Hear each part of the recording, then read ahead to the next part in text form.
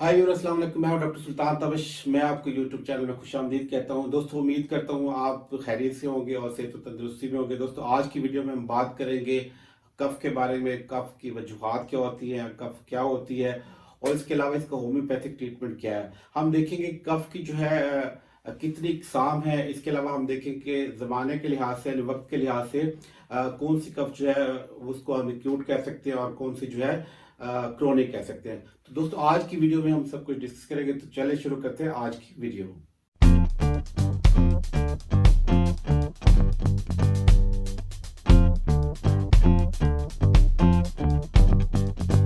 तो देखते हैं कफ क्या है। कफ, आप सब लोग कफ के नाम से वाकिफ है। खांसी क्या होती है?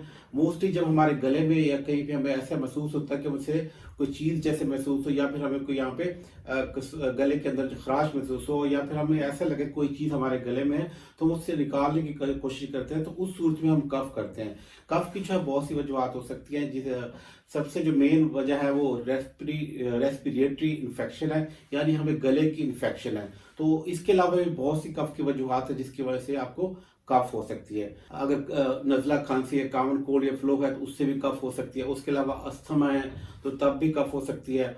बाद लोगों को अगर हार्ट फेलियर हो जाए तो तब भी जो है उनको जो कफ की शिकायत हो सकती है। इसी तरह अगर हमारे अगर फेफड़ों में लंग्स में इन्फेक्शन हो गई है तो तब भी कफ हो सकती है। और इसके अलावा लंग्स के अंदर अगर ट्यूमर हो तब भी जो है कफ हो सकती है। स्मोकिंग रीजन है।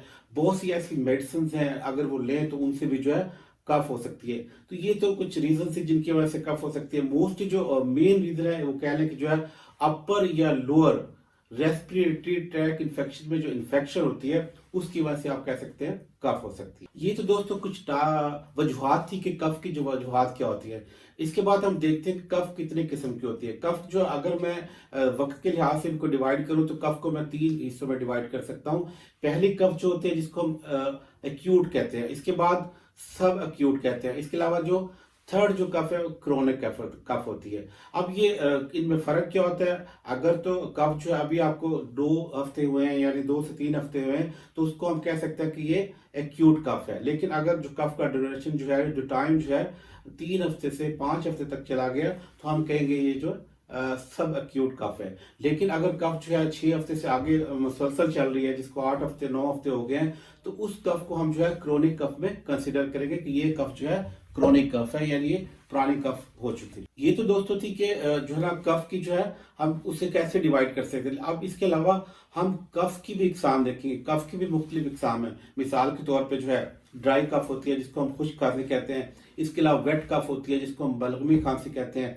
इसके अलावा आपने वूपिंग कफ का नाम सुना, क्रोपी कफ का नाम सुना होगा। तो ये सारी कफ जो है, ये सारी हम जो कोशिश करेंगे इन पे सब पे जो बात करें, इनको देखें कि इनकी सिम्टम्स क्या है, इनकी वजूहत क्या है, इनके जो है इलाज होम्योपैथिक क्या है। तो लेकिन दोस्तों, क्योंकि अगर मैं एक ही वीडियो के अंदर ये सारी जो है ड्राई कफ, वेट कफ या ओपी कफ, जितने भी कफ अगर कवर करूंगा तो हो सकता है कि मेरी वीडियो बहुत लंबी हो जाए। तो मैं कोशिश करूंगा कि हर वीडियो जो है उस पर एक टॉपिक लूंगा। जैसे आज की वीडियो में मैं ड्राई कफ की बात करूंगा, फिर नेक्स्ट जो वीडियो होगी उसमें हम जो है वेट कफ को देखेंगे, और उसके बाद फिर हम वूपिंग कफ और क्रूपी कफ को देखेंगे। तो इस तरह हम जो है चारों जो जितने भी हमारे कफ के इकसाम है उनको जो है 1 बाय 1 करके जो है हम उसको डिटेल से बयान कर देंगे।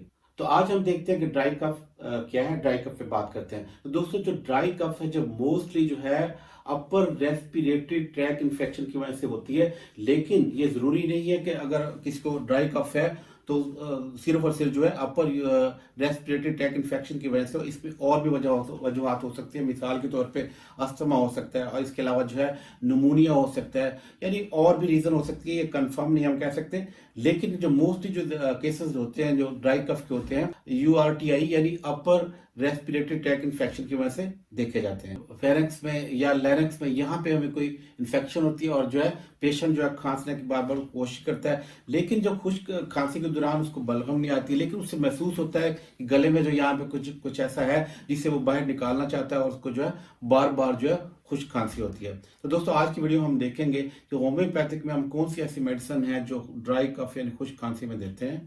तो दोस्तों जो पहली मेडिसिन है जो हम ड्राई कफ में देते हैं होम्योपैथी में, वो एकोनाइट 30 है। एकोनाइट 30 आप जानते हैं, अगर किसी को सडनली जो है खांसी शुरू हो जाए, खुश्क खांसी शुरू हो जाए, सर्दी गर्मी की वजह से या फिर बाहर या अचानक मौसम ठंडा होने की वजह से अगर उसको सर्दी शुरू हो जाती है, तो आप ड्राई कफ के लिए एकोनाइट 30 2 से 3 ड्रॉप जो है दिन में 3 बार दे सकते हैं। इंशाल्लाह 1 से 2 दिन में जो है ड्राई कफ जो है कवर हो जाती है। और ये दवाई जो है बच्चे और बूढ़ों के लिए, सबके लिए आप दे सकते हैं इसको जो है। बच्चों के लिए आपने क्या करना है, इसको 1 ड्रॉप कर देना, लेकिन बड़ों के लिए आपने 2 से 3 कतरे जो है 3 से 4 टाइम आप दिन में दे सकते हैं। दूसरे नंबर पे जो खुश्क खांसी की जो मेडिसिन है वो ब्रायोनिया 30 है। ब्रायोनिया 30 आप जानते हैं खुश्क खांसी के लिए बहुत अच्छी है। अगर खांसते खांसते चेस्ट पे पेन हो, उसके अलावा जो है हरकत करने से जो है खांसी बढ़े, और रात को जब सोने लगे तो ज्यादा खांसी महसूस हो, तो उसके लिए ब्रायोनिया 30 बहुत अच्छी मेडिसिन है।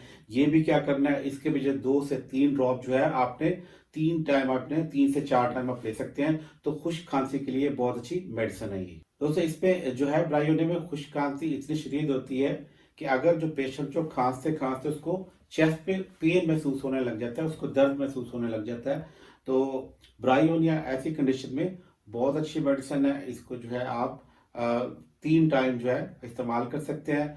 2 से 3 ड्रॉप जो आपने देने हैं, ये बच्चे और बड़ों सबको दे सकते हैं, लेकिन बच्चों को आप जो है दवाई की मिकदार जो है हाफ कर देते हैं, यानी 1 ड्रॉप कर देंगे आप। अब बात करते हैं तीसरे नंबर पे कौन सी मेडिसिन है। तीसरे नंबर पे जो है कॉस्टिकम 30 है। ये दवाई है, ये भी खुश्क खांसी के लिए बहुत अच्छी है। और ऐसी खांसी जिसमें पेशेंट का खांसते खांसते पेशाब तक निकलाए, उस सूरत में ये बहुत अच्छा काम करती है। ये भी बच्चों और बूढ़ों के लिए बहुत अच्छी है, आप इसको बच्चों और बूढ़ों को दे सकते हैं। और गले में खराश महसूस होती है और जो पेशेंट जो है वो खुश्क खांसी बार बार करता है, तो उसके लिए आप कह सकते हैं कि कॉस्टिकम 30 बहुत अच्छी है।